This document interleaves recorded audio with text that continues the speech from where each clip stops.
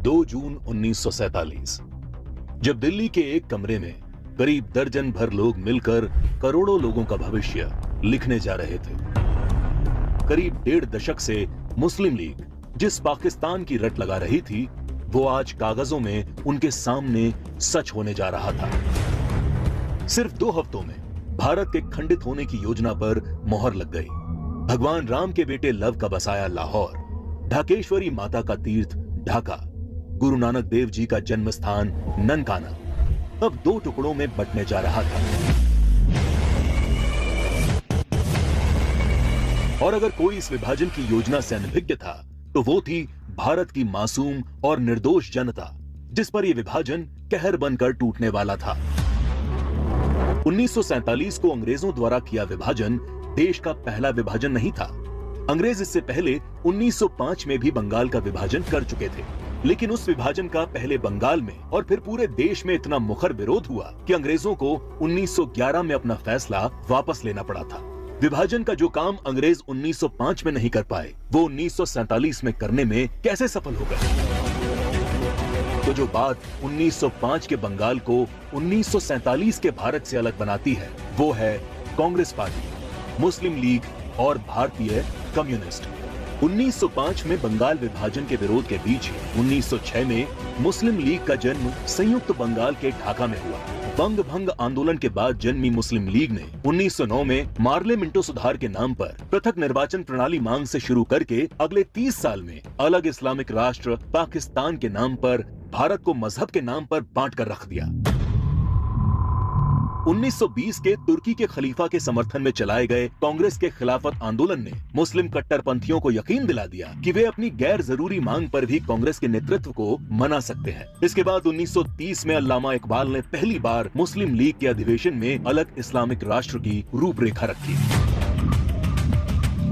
इकबाल की कल्पना के इस अलग इस्लामिक देश के लिए पाकिस्तान नाम सबसे पहले चौधरी रहमत अली ने प्रयोग किया। जब 1933 के तीसरे गोल मेज सम्मेलन में चौधरी रहमत अली ने पाकिस्तान अभी नहीं तो कभी नहीं नाम के पर्चे बांटे और करीब 7 साल बाद 1940 में लाहौर अधिवेशन में मुस्लिम लीग ने पहली बार पाकिस्तान नाम के अलग इस्लामिक देश का प्रस्ताव पास किया और 1947 में 10 लाख लोगों की लाश पर चढ़कर एक अलग इस्लामिक देश बना लिया।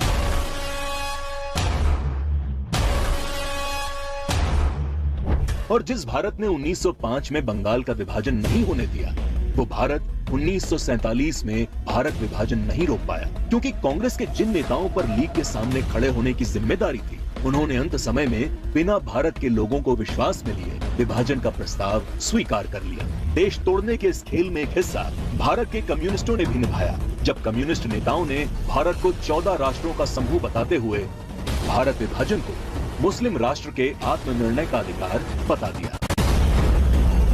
साल 1945 में अग्रणी कम्युनिस्ट सिद्धांतकार कॉमरेड जी अधिकारी ने मुस्लिम लीग की मांग को न्याय संगत बताते हुए एक थीसिस दी।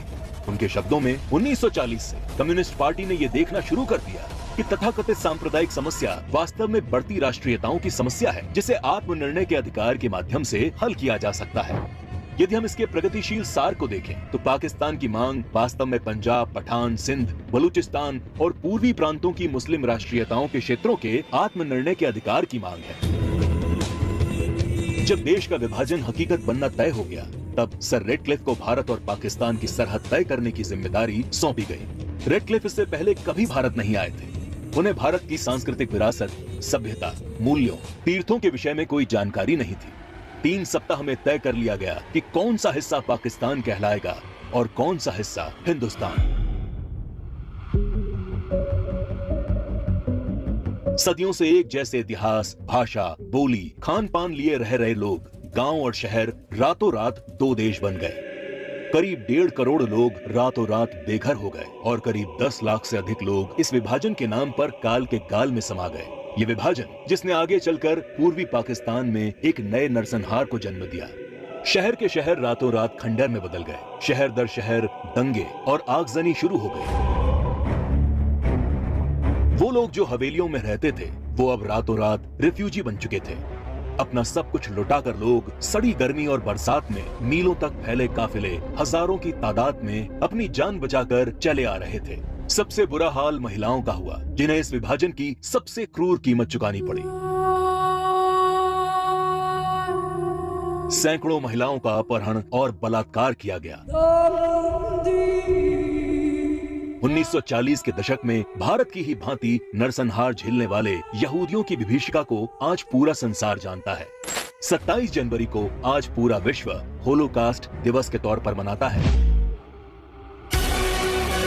लेकिन इस विभाजन की कभी न भूली जा सकने वाली त्रासदी को भारत की ही पूर्व की सरकारों ने कभी याद करने की कोशिश नहीं की। विभाजन विभीषिका दिवस 14 अगस्त का दिन विभाजन विभीषिका का स्मरण करने का दिन है। 14 अगस्त का दिन अटल जी की इन पंक्तियों को दोहराने का दिन है। तुम दूर नहीं खंडित भारत को पुनः अखंड बनाएंगे, गिलगित से गारो पर्वत तक आजादी पर्व मनाएंगे। उस स्वर्ण दिवस के लिए आज से कमर कसें, बलिदान करें।